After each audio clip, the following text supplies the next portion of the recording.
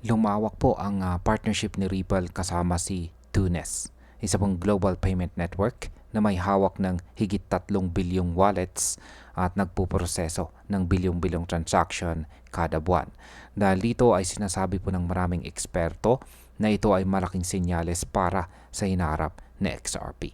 Kaya yan po ang siyang ating pag-uusapan sa video na ito. Pero bago po tayo magpatuloy, ay pakibasa na lamang po muna ang disclaimer dito po sa ibaba ng ating screen. Ayan. Ano nga ba ang bago sa partnership na ito? Ang bago po sa balita ay ang mas pinalakas po na partnership ni na Ripple at saka Tunes. Mula po noong taong 2020 ay magkasama na po sila. Pero ngayon ay lumawak pa ang kanilang collaboration para lalo pang mapalakas ang global money movement. Kaya sa market impact, dahil po sa expansion na ito ay mas malaki ang posibilidad na magamit sa XRP bilang pangunahing digital asset para sa mga transaction. Kapag lumalawak po ang utility, tumataas din po ang kumpiyansa ng investors at posible pong tumaas ang presyo sa mid to long term. Ngayon ay bakit po ba napakalaga ng Tunes para kay Ripple?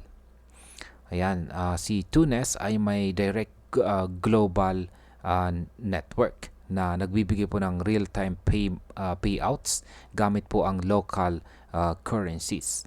Malaga ito dahil nakakarating po sila kahit sa mga lugar na may limitadong banking infrastructures.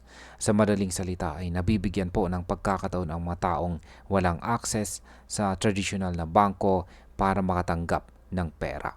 Kaya sa market impact, kapag naging mas accessible po ang serbisyo, tataas po ang adoption rate ni XRP.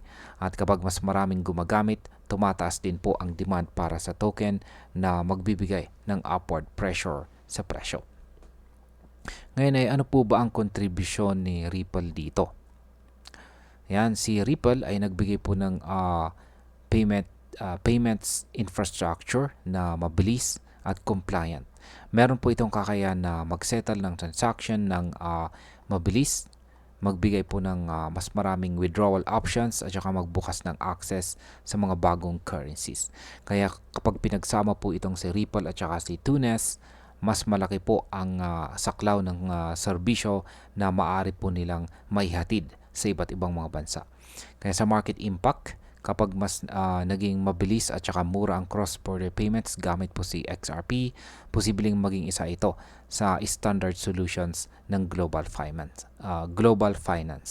Ang ganito pong uri ng adoption ay nagbibigay po ng matibay na suporta sa presyo ng token.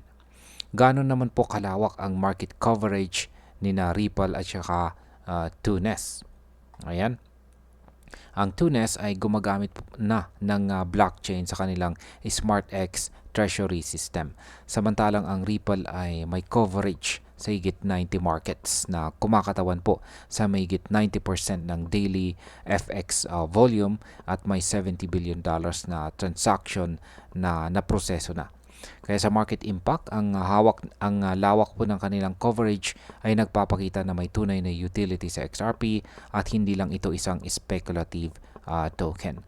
Ang paggamit po sa kanya sa aktual na financial systems ay nagbibigay po ng mas malakas na dahilan para manatili ang mga investors kahit bumababa ang kanyang presyo. Ngayon ay ano naman po ang sinasabi ng mga opisyal tungkol dito? Ayan, ayon po kay Chloe Mayenobi, siya po ang President at COO ng Tunes. Ang kanilang kumpanya ay handang mag-connect ng traditional na finance at saka digital assets. Sinabi din niyang ang partnership nila kay Ripple ay nagbibigay po ng seamless, compliant at accessible cross-border payments. Samantala, si Fiona Moray ng Ripple ay nagsabi na ang collaboration na ito ay nagpapabilis ng payment speed, nagpapalawak ng accessibility at pinapatibay po ang compliance sa iba't ibang rehiyon.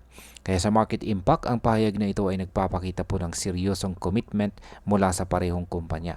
Kapag tuloy-tuloy po ang suporta mula sa kanilang mga leaders, mas tataas po ang kumpiyansa ng mga institutional investors na pumasok kay XRP.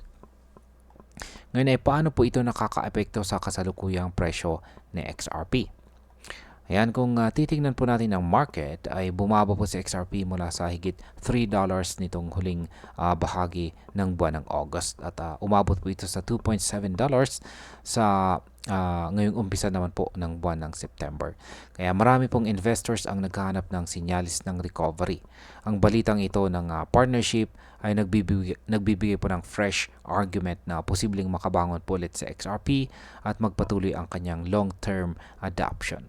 Kaya sa market impact, sa short term ay posible pong magkaroon ng positive sentiment at magdala ng maliit na pag-angat. Pero sa long term, mas mahalaga po ang integration na ito dahil nagbibigay po ito ng tunay na gamit para sa token.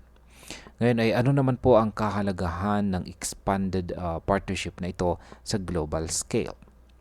Yan, ang partnership ay nagpapakita na hindi lamang po si XRP ay nakatuon sa isang market. Sa pamamagitan po ni Tunes, lumalawak po ang saklaw niya sa buong mundo, lalo na sa mga rehiyon na kulang ang banking infrastructure.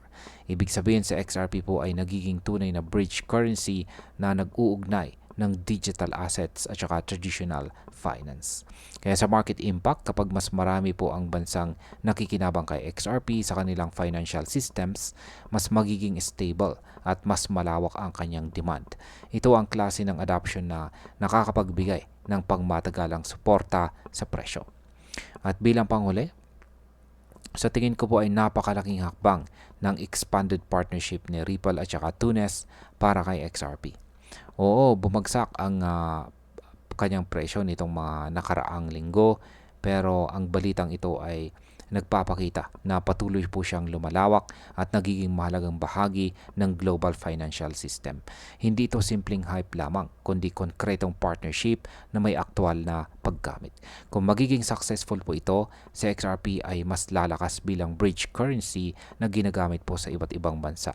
Kaya para sa akin, ang long-term value ng XRP ay mas tumitibay dahil sa ganitong klase ng integration. Kaya kahit may short-term volatility, mas malinaw ngayon na ang kanyang global reach ay patuloy na lumalawak. At ayan, hanggang dito na lamang po tayo sa video na ito mga ka-crypto. Marami pong salamat sa panonood. Ingat po tayo lagi at God bless po sa ating lahat.